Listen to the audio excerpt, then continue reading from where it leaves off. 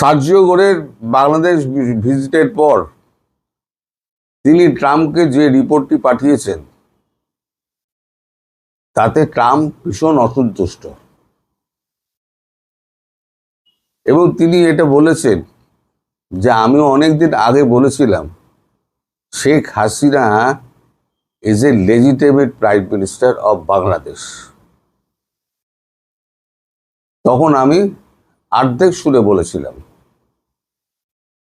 এখন আমরা রিপোর্ট পাওয়ার পর এখন বুঝতে পারছি যে দেশের 5 কোটি 6 কোটি লোকের রায়কে উপেক্ষা করে ভোট যেভাবে হয়েছে এবং তাকে যেভাবে বিতাড়িত করা হয়েছে তাকে আমি পূর্বের অবস্থানেই যেটা বলেছিলাম সেই পূর্বের অবস্থানেই আমি আবার ফিরে যাচ্ছি যে she is a legitimate prime minister of Bangladesh. অর্থাৎ এই যে সরকার গঠন হয়েছে তা গণতান্ত্রিকভাবে কোনো মূল্যায়ন পায় না, গণতন্ত্রের কোনো মানদণ্ডই পূর্ণ করতে পারেনি। এটা ট্রাম্পের বক্তব্য, যেটা ট্রাম্প সার্জিও গোরকে বলেছেন, সার্জিও গোর যেটা মিটিংয়ে বলেছেন। তো এবার বলেন যে এবার আপনি আলাপ আলোচনা করুন কিভাবে ওনাকে দেশে ফেরানো যায়, এবং এ ব্যাপারে আমরা খুব একটা বেশি দেরি করতে চাই না।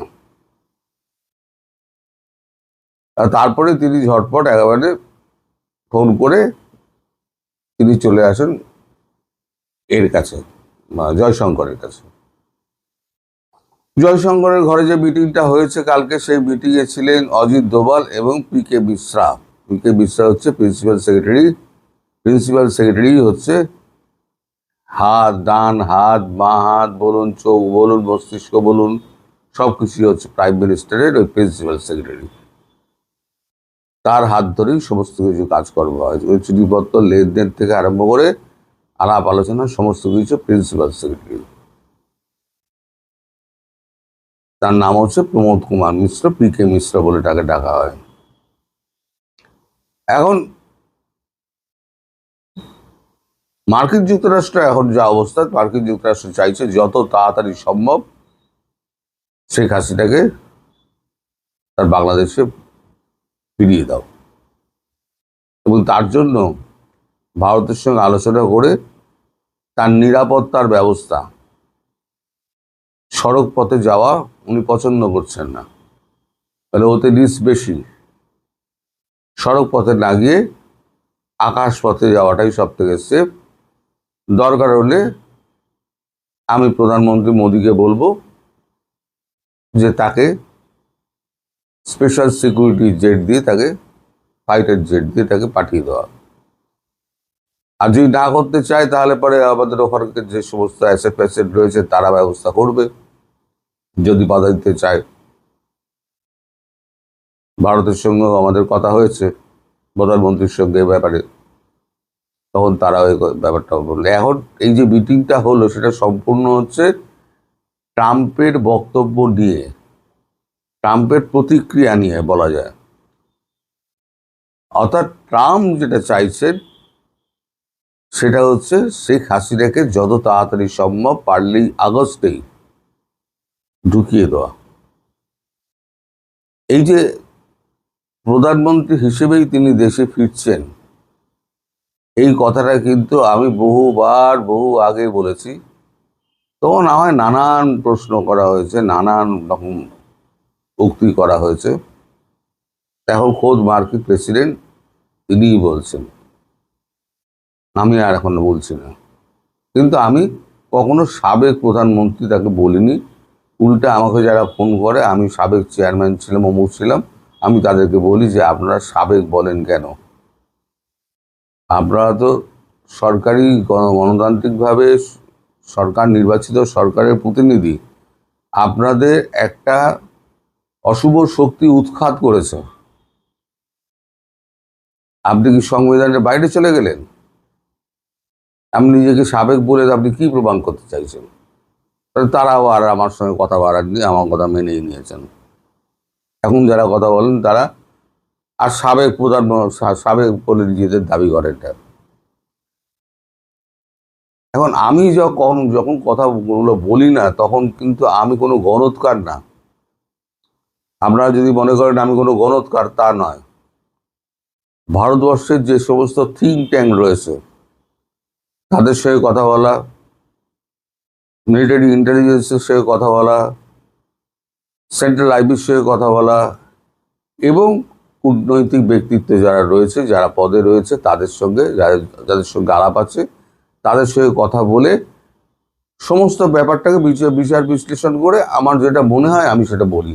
কোনোটা ঠিক হয়, কোনোটা ভুল হয়, এই আপনারা দোষ তো আমার ধরেনি।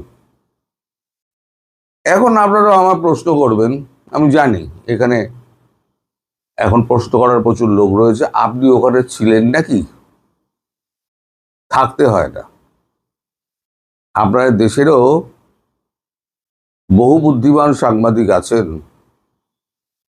যাদের এরকম ডিপ সোর্স আছে, তাদের বলে ডিপ পকেট জার্নালিস্ট। তারা সকল সোর্স ডিসক্লোজ করেন না, তারাও কিন্তু ওইভাবেই খবর পান।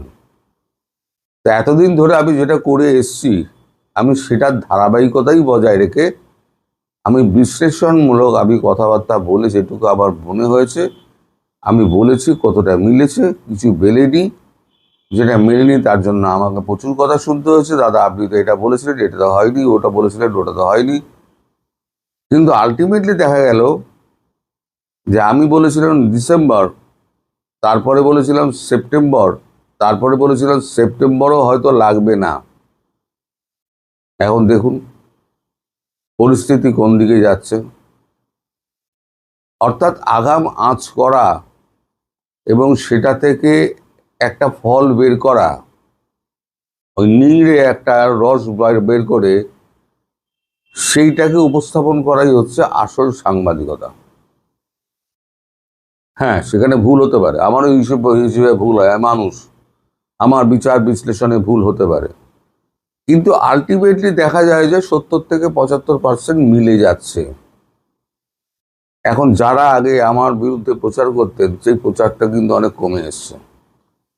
তারা এখন বুঝতে পারছেন যে আমি যেগুলো বলেছিলাম পর সেই জিনিসগুলোই হচ্ছে।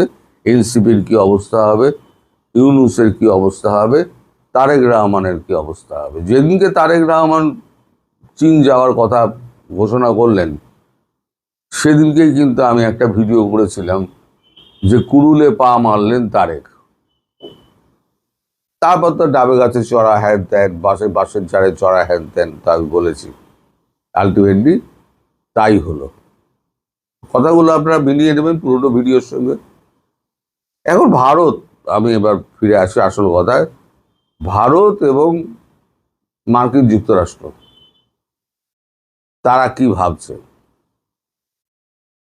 ভারতও ভাবছে যত তাড়াতাড়ি সম্ভব ভারতের ইন্টারনাল সিকিউরিটির ওপরে হ্যামার হচ্ছে, যত তাড়াতাড়ি সম্ভব তাকে দেশে ফিরিয়ে দেওয়া হোক এবং পূর্ণ মর্যাদায়।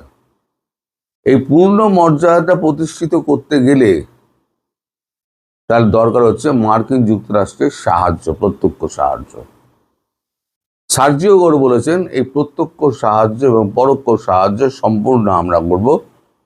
লজিস্টিক যদি আপনারা দিতে পারেন তারা দেবেন, লজিস্টিক যদি না দিতে পারেন তাহলে পরে আমরা দেবো। ভারত বলেছে লজিস্টিক যা আছে লজিস্টিক আমরা দিয়ে দেবো।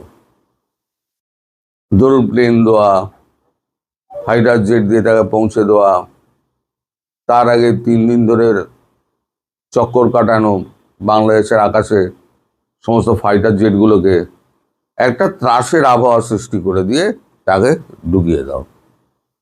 আপনারা বলবেন যে আপনি তো আগাম বলে দিচ্ছেন, তাহলে পরে তো এরা সতর্ক হয়ে যাবে। এরা সতর্ক হলেই বা কি, না হলেই বা কি, কিছুই আসে যায় না। পৃথিবীর বৃহত্তম শক্তি এবং এশিয়ার বৃহত্তম শক্তি দুটো যদি মনে করে যে আমি এইখানেই কাজটা করবো, বলেছিলাম না একবার, দুটো বুনো হাতি যদি যুদ্ধ করতে শুরু করে দেয়, তাহলে যে ঘাস বাংলাদেশ, তার কি অবস্থা হবে? সে দুমড়ে মুচড়ে শেষ হয়ে যাবে। এখানেও কিন্তু তাই হবে। আর এই ছুটকো ছাটকা আমরা এগুলো হাতে গুলি না, ছুটকো ছাটকা যেগুলো আছে আপনার এই যত ওই সার্জিস এরা দেখবেন যে সব বঙ্গোপসাগরে পালাচ্ছে, আর নইলে পরে জেলে ঢুকতে হবে। আগামীকাল শেখ হাসিনা একটা বৈঠক করবেন। বৈঠক মানে কি, তিনি একটা ভিডিও কনফারেন্স করবেন। আগামীকাল অন্য একটা কাজে আমি হয়তো ব্যস্ত থাকবো, আমি হয়তো আপনাদের সামনে কালকে উপস্থিত হতে পারবো না। চেষ্টা করব, যদি আমি খবর পাই আমি রাত্রিবেলা খবরটা করে রেখে দিয়ে আমি টাইম লাইনে দিয়ে রেখে দেবো যদি পাই। আর যদি না পাই তাহলে সেক্ষেত্রে আর কালকে আপনাদের সঙ্গে আমার আর দেখা হবে না, হবে 6 তারিখে, মানে কালকে হচ্ছে 5, কালকে ওনার ওই এই রয়েছে ভিডিও কনফারেন্স রয়েছে, সেটা আপনারা সবাই জেনে যাবেন। নতুন ওটা নিয়ে নতুন কিছু বলার নেই।